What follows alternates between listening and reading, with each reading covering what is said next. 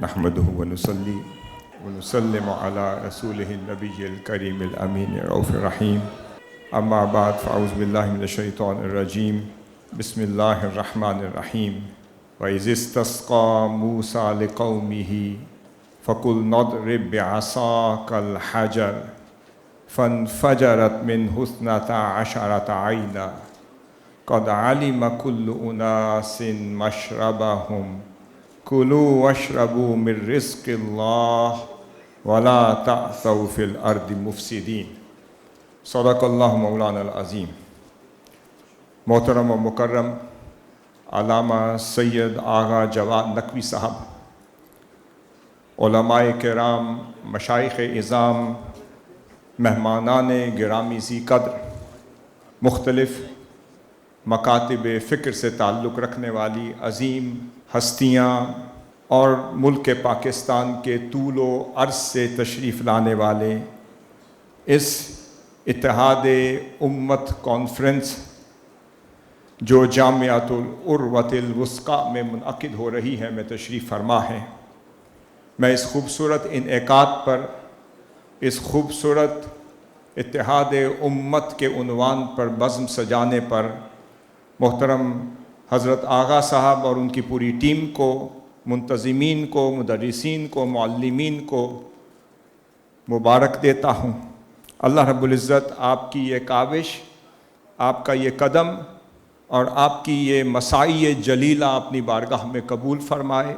اور آقا علیہ الصلوۃ والسلام، اہل بیت اطہار اور صحابہ کرام کی محبت و مودت کے اس رستے پر آپ کو ہمیشہ کامیابی عطا فرمائے۔ میں بغیر کسی تمہید کے اپنے موضوع سے متعلق گفتگو شروع کرتا ہوں کہ اللہ رب العزت کے نبی موسیٰ علیہ السلام اپنی قوم بنی اسرائیل کے لیے اللہ رب العزت کی بارگاہ میں پانی کی التجا کرتے ہیں، اور اللہ رب العزت نے فرمایا کہ اے موسیٰ اضرب بعصاک الحجر، یہ جو عصا آپ کے ہاتھ میں ہے اسے اس پتھر پر ماریے۔ موسیٰ علیہ السلام نے وہ عصا پتھر پر مارا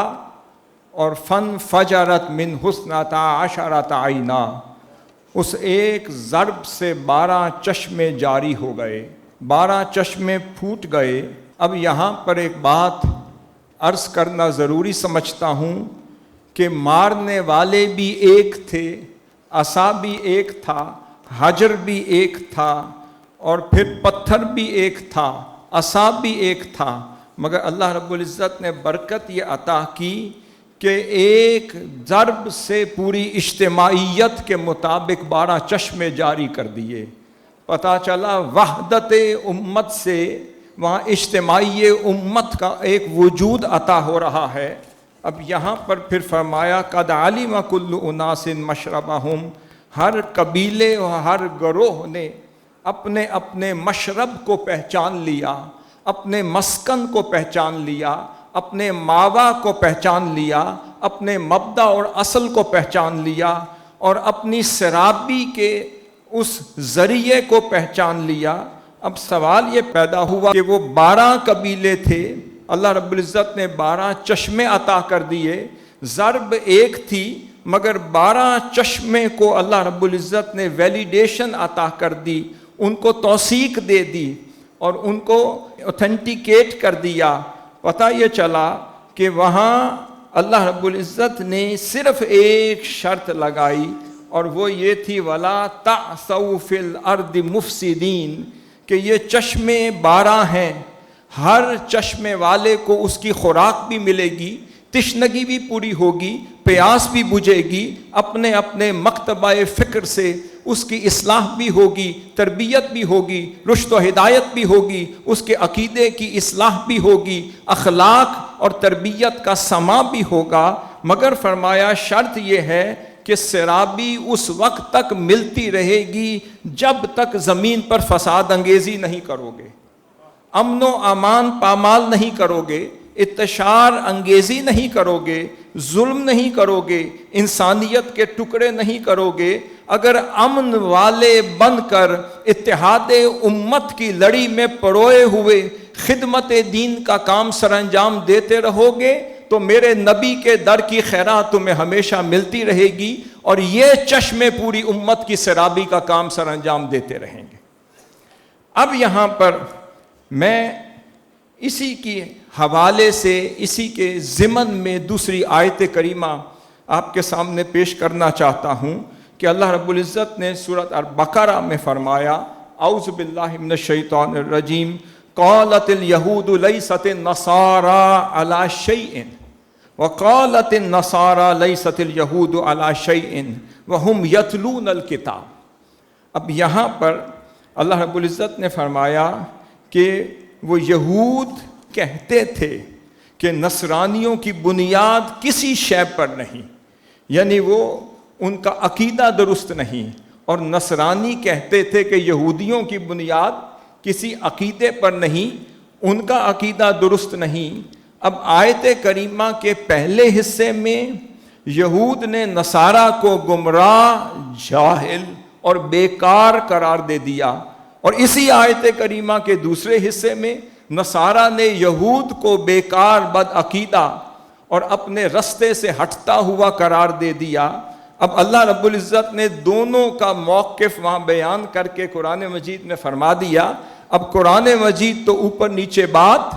نہیں کر سکتا، بات سمجھ آئی کہ یہی وہی اختلاف تھا جو آج جس کا شکار امت مسلمہ نظر آ رہی ہے۔ ہم جب اپنے مکاتب فکر کی طرف نظر ڈالتے ہیں تو کوئی کسی کو جھٹلا رہا ہے، کوئی کسی کی تضحیق کر رہا ہے، کوئی کسی کی تکفیر کر رہا ہے، کوئی کسی کو امت سے خارج کر رہا ہے، کوئی کسی کو داخل کر رہا ہے، کوئی کسی کو باطل قرار دے رہا ہے۔ پھر سورۃ الروم میں آگے اللہ رب العزت نے فرمایا، من الذین فرقوا دینہم وکانوا شیعا کل حزب بما لدیہم فرحون۔ اب یہاں پر فرمایا کہ ان یہود اور نصارہ میں سے نہ ہو جاؤ جنہوں نے اپنے دین کے ٹکڑے ٹکڑے کر دیے اور گروہ در گروہ ہو گئے، اور ہر گروہ اسی ٹکڑے پر اتراتا ہے، نازاں ہے، فرحاں ہے، شادماں ہے، اور سمجھتا ہے جو اس کے پاس ہے وہ درست ہے۔ اب یہاں پر میں ایک بات دلالت النص کے ضمن میں عرض کرنا چاہتا ہوں کہ کلیت کسی کے پاس نہیں، یہ بات غور سے سنیے گا، کلیت کسی کے پاس نہیں۔ جس کے پاس جز ہے وہ اسے کل سمجھتا ہے، اور جس کے پاس کل ہے دوسرا اسے جز سمجھتا ہے۔ مگر اتنی بات آیت کریمہ سے سمجھ آ گئی کہ کچھ نہ کچھ اس کے پاس درست ضرور ہے، نہ ہر کسی کے پاس صرف کل ہے اور نہ ہر کوئی خیر سے کلیتاً محروم ہے۔ تو حق باری تعالیٰ نے یہ بات سمجھا دی کہ ہر کسی کو، خواہ وہ 12 چشموں سے متعلق ہو یا کسی مکتبہ فکر سے ہو، کسی نظریے سے ہو، کسی اسکول آف تھاٹ سے ہو، کسی سوچ سے ہو، کسی مشرب سے ہو، پتہ چلا کہ اسی مبدا اور منبع سے، اسی اصل سرچشمے سے اسے کچھ نہ کچھ ضرور ملا ہے جس پر وہ خوش ہے اور شادمان ہے۔ اب یہاں پر جب فرمایا اضرب بعصاک الحجر، اب یہاں پر اللہ رب العزت نے کسی کو درب ابراہیمی عطا کی، کسی کو درب موسوی عطا کی، کسی کو درب عیسوی عطا کی، کسی کو درب محمدی عطا کی، کسی کو توحید کا رنگ دیا، کسی کو پیغام الوہیت دیا، کسی کو شریعت مطہرہ کا رنگ دیا، کسی کو پیغام قرآن کی ضرب لگا دی، کسی کو پیغام رسالت کی ضرب لگا دی۔ پتہ چلا کہ اس وقت تک اس چشمے کا فیض اسے ملتا رہے گا جب تک اللہ کے نبی کے قدموں کی خیرات وہ امت میں تقسیم کرتا رہے گا۔ اب یہاں پر پتہ یہ چلا کہ یہ سب اسی اصل مبدا و منبع سے فیض حاصل کر کے امت کو دے رہے ہیں، اور کچھ نہ کچھ فیض کسی کو ملا ہے۔ جب امت میں نگاہ ڈالی تو نظر آیا کہ کسی کی دعوت میں نسبت توحید غالب آ گئی، مگر غور کیجئے وہ بھی تو اصل سے ہی لے رہا ہے۔ کسی کی دعوت میں نسبت رسالت غالب آ گئی، کسی کی دعوت میں نسبت محمد، نسبت اطاعت رسول غالب آ گئی، وہ بھی تو اصل سے لے رہا ہے۔ کسی کی دعوت میں نسبت صحابہ غالب آ گئی، وہ بھی تو اصل سے لے رہا ہے۔ کسی کی دعوت میں نسبت اہل بیت اطہار اور مودت اہل بیت اطہار غالب آ گیا، وہ بھی تو اصل سے نکل رہا ہے۔ کسی کی دعوت میں نصرت صحابہ غالب آ گئی، کسی کی دعوت میں نسبت اولیاء اور صالحین غالب آ گئی، کسی کی دعوت میں نسبت طرق و سلاسل غالب آ گئی، کسی کی دعوت میں اسلام کا ادبی اور اخلاقی رنگ غالب آ گیا، کسی کی دعوت میں علمیت اور فقہیت کا رنگ غالب آ گیا، کسی کی دعوت میں علمی نظام اور اجتہادی نظام غالب آ گیا، وہ بھی درست ہے۔ کسی کی دعوت میں محدثانہ محققانہ رنگ غالب آ گیا، کسی کی دعوت میں حضور کی سنتوں بھرا پیغام غالب آ گیا،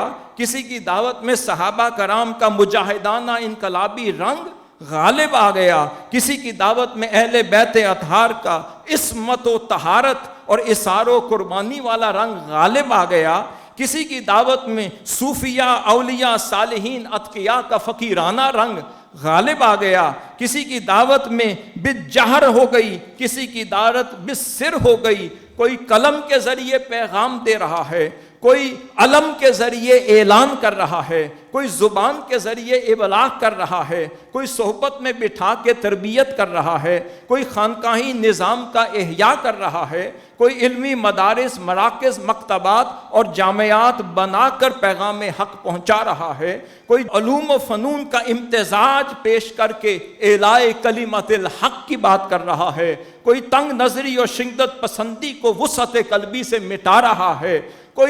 کوئی تشدد اور تفرق کو توسع سے بدل رہا ہے، کوئی انتہا پسندانہ اور تکفیرانہ رویوں کو وحدت امت سے بدل رہا ہے، کوئی لا تثریب علیکم کے ذریعے مخاصمت و مشاجرت کو ختم کر رہا ہے، تو کوئی واعتصموا بحبل اللہ جمیعا کے ذریعے سے منتشر معاشرے کو امن کا گہوارہ بنا کے انہم امت واحدۃ من دون الناس کا پیغام دے رہا ہے۔ اب صرف 2 مثالیں عرض کر کے اجازت چاہوں گا۔ یہی وہ توسع تھا جو آئمہ مذاہب نے امت میں تقسیم کیا۔ جب ہم آئمہ اربع یا آئمہ مذاہب کی عملی تطبیقات کی طرف چلتے ہیں تو نظر آتا ہے کہ امام احمد بن حنبل امام ابو یوسف کے شاگرد نظر آتے ہیں، پھر امام احمد بن حنبل امام شافعی کے شاگرد نظر آتے ہیں، امام شافعی امام مالک کے شاگرد نظر آتے ہیں، اور پھر امام احمد بن حنبل امام شافعی سے بھی، اور پھر امام اعظم ابو حنیفہ پھر امام محمد الباقر سے پڑھتے ہوئے نظر آتے ہیں، اور امام جعفر الصادق کی بارگاہ سے سیکھتے ہوئے نظر آتے ہیں، اور فرماتے ہیں لولا السنتان لہلک النعمان، اگر 2 سال نعمان کو اگر اہل بیت اطہار کے آئمہ کی دہلیز پر نہ مل جاتے تو وہ ہلاک ہو چکا ہوتا۔ پھر امام شافعی ایک دفعہ امام اعظم ابو حنیفہ کی قبر مبارک پر زیارت کے لیے جاتے ہیں، فاتحہ کے لیے جاتے ہیں، وہاں فجر کا وقت ہو جاتا ہے، آپ متصل مسجد میں جماعت کرواتے ہیں، اور وہاں معمول ہے کہ قنوت نازلہ جس کو درجہ سنت موقدہ کا دیا جاتا ہے، فقہ شافی میں آپ اسے بھی ترک کر دیتے ہیں، آمین بالجہر بھی ترک کر دیتے ہیں۔ اتنے میں جب سلام پھیرتے ہیں آپ کا مرید آپ کے پاس آتا ہے، کہتا ہے حضرت آج بھول گئے؟ فرماتے ہیں شافی کبھی بھولتا نہیں۔ پھر یہ ماجرا کیا ہے؟ آپ نے فرمایا اخالفہ وانا فی حضرتہ، جس کی بارگاہ میں آج حاضر ہوا ہوں آج اس فقہ کی مخالفت کرتا رہوں جبکہ ان کے ہاں حاضر ہوا۔ پھر امام احمد بن حنبل نے فتویٰ دیا کہ حجامہ اور قے کے بعد وضو کا اعادہ ضروری ہے، تو کوئی حاضر ہو کر پوچھتا ہے حضرت کیا آپ اس امام کے پیچھے نماز پڑھنا جائز سمجھتے ہیں جو قے اور حجامہ کے بعد وضو کا اعادہ کرنا لازم نہیں سمجھتا؟ فرمایا تم کیا سمجھتے ہو، میرا فقہی مذہب اپنی جگہ، مگر کوئی شخص امام احمد بن حنبل کو سعید بن مسیب اور امام دار الہجرہ کے پیچھے نماز پڑھنے کی سعادت سے محروم نہیں کر سکتا۔ پھر اسی طرح قاضی ابو عاصم اپنے وقت کے حنفی عالم ہیں، اور دوسری طرف علامہ قفال مشہور شافعی عالم ہیں، اور امام طحاوی اپنی کتاب حاشیۃ الدر المختار میں نقل کرتے ہیں کہ ایک روز ابو العاصم عامری ملنے کے لیے علامہ قفال کے پاس جاتے ہیں جو شافعی عالم ہے۔ مغرب کا وقت ہو چکا ہوتا ہے، اذان کا وقت ہوتا ہے۔ شافعی عالم اپنے مؤذن کو کہتے ہیں کہ بھئی حنفی عالم آ رہے ہیں، ان کے احترام میں حی علی التعین اور شہادتین آج حنفی مذہب کے مطابق پڑھنا۔ ہمارے ہاں ایک دفعہ پڑھی جاتی ہے، آج ان کے احترام میں 2 دفعہ پڑھنا۔ ادھر اذان اس انداز سے کروا دی، دوسری طرف وہ حنفی عالم ابو عاصم عامری جب مصلی پر سوار ہوئے جماعت کے لیے، فرماتے ہیں آج میں خدا کی عزت کی قسم اسی احترام میں میں فقہ شافعی کے مطابق جماعت کرواؤں گا، حنفی کے مطابق نہیں۔ اسی طرح آخری بات کر رہا ہوں کہ حضرت یحییٰ بن معین سیدنا امام احمد بن حنبل کے صاحبزادے عبداللہ بن احمد بن حنبل کو کہتے ہیں کہ بھئی تمہارے والد احمد بن حنبل کو حیا نہیں آتی؟ وہ پوچھتے ہیں حضرت کیا بات ہے؟ فرمایا جب بھی دیکھا ہے کہ وہ امام فی الحدیث ہیں، مگر ایک ینگ نوجوان شافعی محمد بن ادریس شافعی کو گھوڑے پر سوار کر کے ان کی گھوڑے کی رکابیں پکڑ کے ننگے پاؤں چلتے ہوئے نظر آ رہے ہوتے ہیں، انہیں حیا نہیں آتی۔ بچہ گیا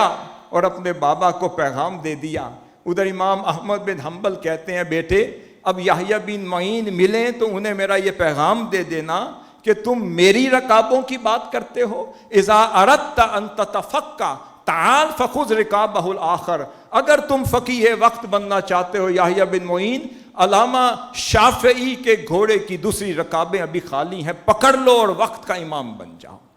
یہ وہ سوچ ہے، اسے پیدا کرنا ہوگا، اس توسع کو اپنی صفوں میں داخل کرنا ہوگا، قبولیت کے مادے کو زندہ کرنا ہوگا، ہر کسی کا احترام کرنا ہوگا، ہر کسی کے لیے ایک ہے مخالفت، ایک ہے حق کے اختلاف۔ اختلاف سے شان امت بڑھتی ہے اور مخالفت سے شان امت گھٹتی ہے۔ اس رویے کو اپنی طبیعتوں میں پیدا کریں تاکہ اللہ رب العزت ہمیں امت کے ان فیوزات سے بہرہور فرمائے اور آقا صلی اللہ علیہ وسلم کے نالین پاک کی خیرات سے اتحاد امت کو رونق عطا فرمائے۔ وما علینا الا البلاغ المبین۔